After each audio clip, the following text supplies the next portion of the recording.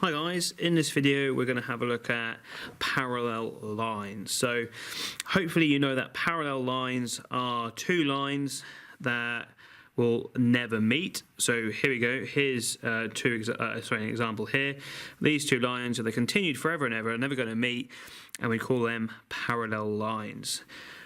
On the diagram, you can always tell parallel lines because they'll always have two arrows. So the two arrows here, again, tell me that these two lines are parallel. And what we're going to have a look at today are all the angles associated when you have a line passing through them. So in this case, here's the line passing through the two parallel lines. So a few things to say before we get going. The first thing is if I get a bit of tracing paper and just trace that across there, this obtuse angle here that I'm shading in, if I rotate it round, you'll see that it's also the same angle there. So this obtuse angle is the same as this angle here. And obviously we knew that from the basic angle stuff on the other video, that opposite angles for two straight lines are the same. And again, I'll use a different colour this time. If I shade in my acute angle there and rotate it round, as we can prove again, opposite angles are the same. So the two acute angles are the same, and the two obtuse angles are also the same. So what's cool about this is, again, if I just go over, so my black one is the obtuse and the red one is the acute, if I slide that down here, you'll notice that the obtuse angle is the same. And if I put it over again, hopefully you can see that the acute angle, the one in red, is also the same. And again, if I was to put it the other way around, like so, and again bring it down, you can see that, again, the two obtuses are the same and the two acutes are the same. So that's the first thing to recognize when dealing with parallel lines, is that the acute angles and the obtuse angles are the same. Okay, so if you remember that, you'll always get half the marks because you know what the actual angle size is. Just want to make a quick point before I go on to do some more examples. So if I put this back on there and I just shade in, again, the obtuse angle there and the acute angle here, on this one, if I come over here and do exactly the same thing, so it doesn't quite line up. In fact, I'll just do it again. So if I do it here, the obtuse angle and the obtuse angle are obviously going to be the same, and the acute angle and the acute angle are going to be the same. And if I slide it down to this one, just as over here, they're going to be the same. Now, if I have my parallel lines and I have a different line going through them, these angles here are not the same over here, as you can see by that bit of tracing paper. Okay, so the rules of parallel lines only apply if it's the same line going through. So these ones here, the acute angles and obtuse ones, will be the same as these ones. But if I come over here to this separate line, completely separate line, they are not the same. There is one exception to that, which we'll come to later on. But just for now, just to raise the point that these lines, these rules only apply for the line going through the parallel lines. So you might have heard there's some key words that go along with parallel lines. First one here is corresponding. So this is a key word that you must learn.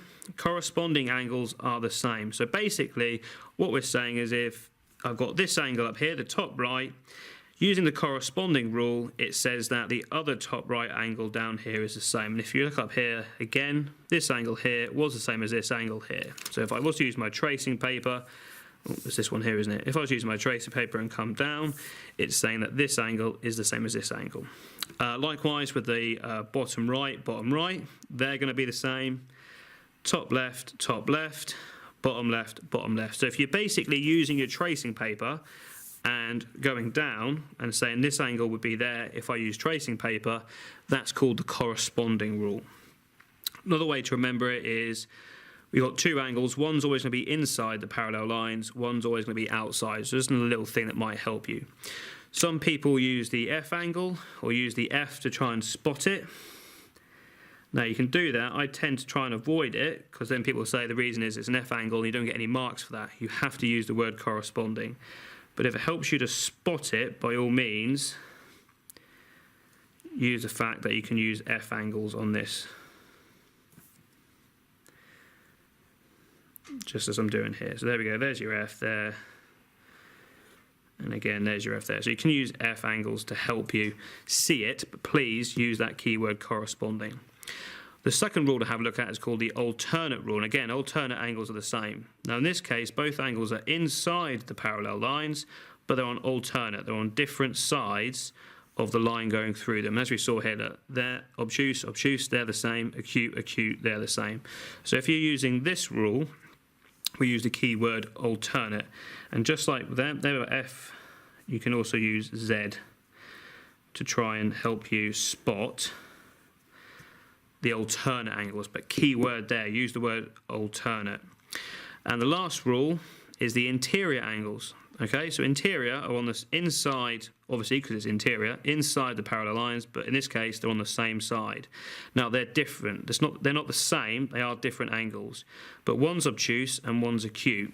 And as you might have guessed, if we look up here, when you have your acute and your obtuse, they're actually on a straight line. So interior angles, when you add these together, they should equal 180 degrees. That's why I've done them in slightly different colours to help you with that. Okay, so they're the three rules that we're going to be using in the examples that are to follow. So let's actually have a look at some examples. So we'll start off with this one over here. Now, I've been told that this angle here is 120. So if I use the corresponding rule, i.e. if I was to trace this and move it down here, top right, using the corresponding rule, I'll just put C to reference corresponding, A will be 120.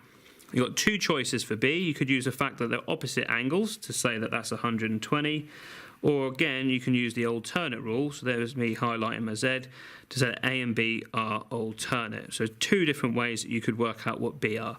As long as you explain what you're doing, you get the marks. So you can use opposite angles there, or you can use A and B are alternate. This example here, so I'm going to go with 150. So if I was to trace this and move it up here, D would also be 150 because it's corresponding. You could then use the fact that C and D are on a straight line with each other to show that C must be 30 because it's on a straight line. Or you could also use the interior rule and say that 150 here and C must add up to 180. So again, C would be 30. So again, different rules here that you could do to get the answer. This one here, lots of people go, oh, is it corresponding? Is it alternate? What is it? What is it? What is it? Well, in this case, there's actually no rule that links the 60 to E. So what you have to do is start filling in some angles that you know. So a very common one that people do recognise is go, okay, well, opposite angles are the same. So I'm going to fill that in which case, if opposite angles are the same, that's 60. I can then use the interior rule and say, okay, these must add up to 180. So E must be 120 using the interior rule. Or you could have gone angles on a straight line and said, okay, that's 120 then, because it's on a straight line with 60, and then use the alternate rule. Or you could have used corresponding with 60 to show that that is 60, and then again, straight line. So there's many, many, many different ways you can do this. As long as you are clear and show the examiner what method you're doing, you should be absolutely fine. Same thing with this one. Let's have a go. This one is 30, so I'm going to trace it, bring it down here, top right. So G must be 30 because it's corresponding. H must be 30 because it's opposite. And then F. So different ways you can do this. If you know that's 30, you're on a straight line, so you can say that that's 150. You can use the fact that that is 30 and use the interior rule. Yeah, so different ways again that you can work that one out. But again, F of 150 and then the two 30s. Again, you can test that's right as well because look, these are alternate as well.